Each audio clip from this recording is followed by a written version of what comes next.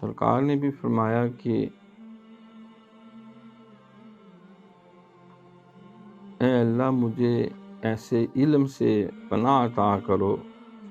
اللہم انی اعوذ بک من العلم لا ینفع ومن القلب یا لا یخشع ومن النفس لا تشبع ومن الدعاء لا یقبل اور لا یسمع۔ اے اللہ مجھے ایسے علم سے پناہ عطا کرو جس سے فائدہ ہی کوئی نہیں، ایسے دل سے پناہ عطا کرو جس میں خدا نہیں، اس کا خوف نہیں، خشیت نہیں، ایسے نفس سے پناہ عطا کرو جس میں قناعت نہیں، اطمینان نہیں،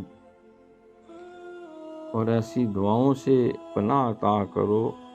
جو قبول نہیں ہوتی، سنی نہیں جاتی، گویا کہ منہ پہ مار دی جاتی۔